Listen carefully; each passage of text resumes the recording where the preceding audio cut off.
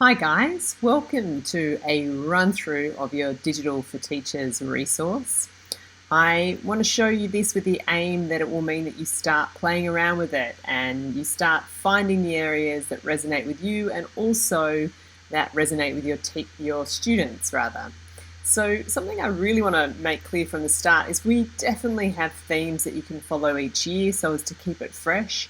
But our big aim as well is for if you find yourself on a year 5 class that actually are all over growth mindset, for instance, and you realize that what they perhaps would benefit more from was a unit on respectful relationships, we'd love you to have an awareness of our resources so you can build your own program too.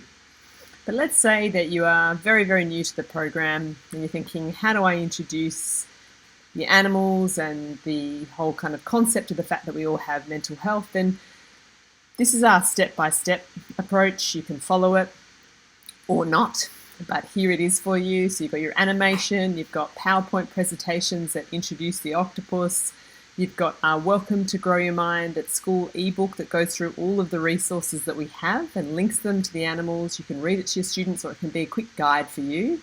If you wish, you could then here really dive into presentations that link each animal with positive mental health strategies. Or you could dive into some reflection questions with journals or the podcasts, and we highlight here the specific episodes of the podcast that are great for introducing the program. You may wish to then go, you know what, I'm actually going to combine some introductory lesson plans across the school, and I'm going to print out these journals here so everybody's starting the program in the same way. Now, you might read that and go, or listen to that rather and go, whew, I don't know, I feel like I could do that in one step and I'd like to just get going on a themed unit of work. In which case you would come over here to this square and it's really just a guide. So again, look at what your students need. If you've decided that what your students probably need is quite a specific unit with themes on it, then you might come here and go, I want to make sure that it stays fresh for my students across the school.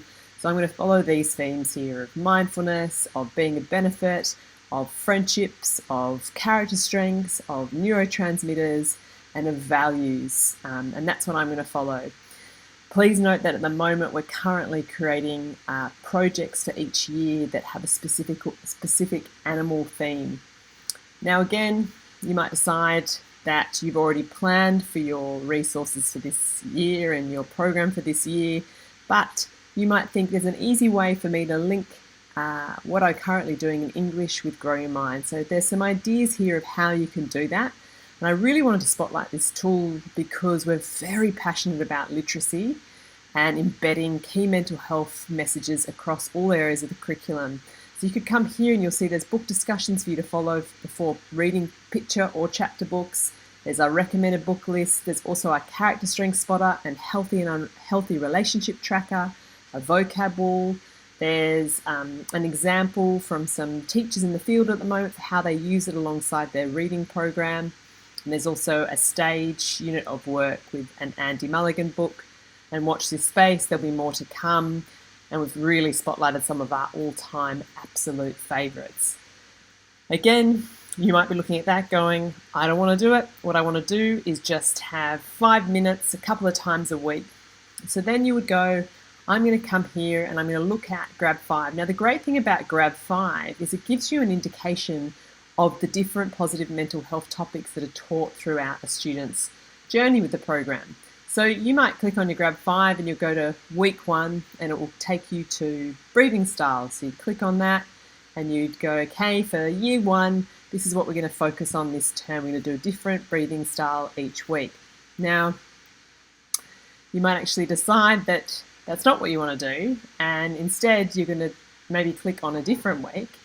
And let's say that you get to your link to source presentation and you go, okay, I think I'm going to go with week 9 or maybe week 10. And instead what I want to do is with my year 5s or 6s, I want to have a written daily reflection question that's perhaps done in the morning, and you might again pick a theme and you think, okay, this week we're going to really be focusing on courage. And so I'm going to click down here and it's going to give me options from Monday to Friday of different questions that you could ask within that week. Or you might think, actually, what we need more of is hope. And again, you click down and it'll have different options for reflection questions that you can follow Monday to Friday. So that's really a very quick tour of the Grad 5. And what I'd suggest is you can scope and sequence the Grad 5. If you think there is 11 weeks there of 5 days a week activities, you could be definitely planning on keeping that fresh. You might decide that you want to build a program based around character strengths, which is great because a core part of Grow Your Mind is character strengths, in which case you would absolutely come to the Guess Who project. The Guess Who project involves all of our Play-Doh portraits created by an incredible Emma Clossy, and it involves video lessons with myself and often my dog where we tell the story of each person and we invite students to look for evidence of their character strengths. Now you can do a quick search along here, scan, and if there's particular character strengths you want to focus on, then you can do that. You will find 30 lessons here as of April 2021. You could also just, if you know the story of these people and you'd rather than not watch a video with me and my dog, which is fair enough, you could tell the story in your own words and just make sure that you paint the picture of struggle and sadness and setbacks and the fact that people were able to overcome these using certain character strengths. And a big key component of this is really teaching students that we are wired for resilience. And it's not about putting a positive slant on everything, but instead when we see challenge, to also look at the opportunity for growth and progression. Now, if you want to have a quick idea of how you could divide these into year groups so they're not watching the same videos, this is here for you, the table. It's also got the year along here and the amount of time that it takes with the activities as well. So that's just a slightly different way of doing Guess Who, should you wish. Now, another key part of the Digital for Teachers are our posters. These started in physical and you can still get the physical posters and you can display them in one area of your classroom, which we really highly recommend for educators to do. Now the idea is you click on your poster lessons here and it'll take you to a range of posters. Actually, I'll go back. I missed a step there. So let's say you click on your poster lessons here.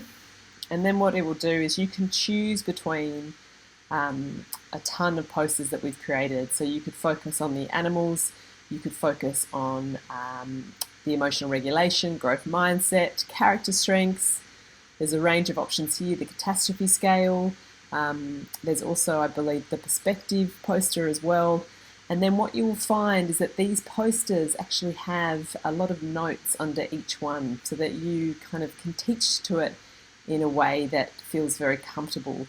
So when you come to your posters, you'll see these little invitations here. Now, if you click on this one, the link to source presentation, what it will do is it will take you to that presentation and you'll see that there are notes under each invitation. So when you get to do something that brings you joy, for instance, it has a list of notes. It might even have a link to a specific episode, should you wish. And you can also make this larger, so without the notes. So you might, for instance, go to gratitude and it will have this, so you can display it in quite a large way. And remember, this will be your little reminder that there are notes for you to use throughout, so you don't get stuck thinking, I'm not sure exactly how to explain this particular element. So there is a lot that I could be talking about. I mean, one of my favorite resources is this one, the Emotions, Stay or Shift. I might give you a quick look in here just so you get an idea.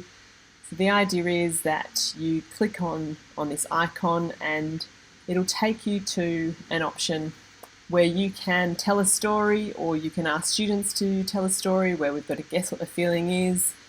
And let's say that you decide that what Flower Dude is feeling is stressed, then you can ask the students, okay, should we stay or shift? Should we stay with feeling stressed or should we shift?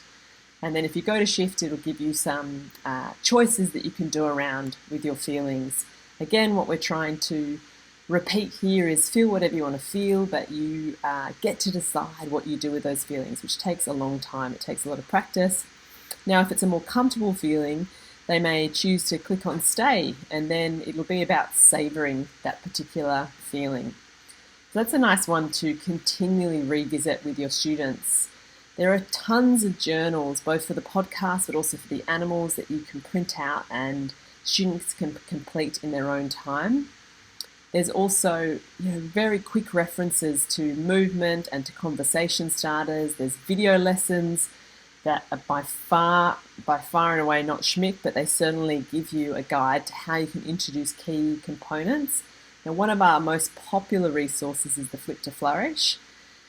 Now, the Flip to Flourish is full of invitations to flourish. So again, remembering we're not a happiness program, so really try and keep that language consistent with your students, whether they be in preschool or year 6, that we don't need to aim for happiness. It's an unrealistic aim.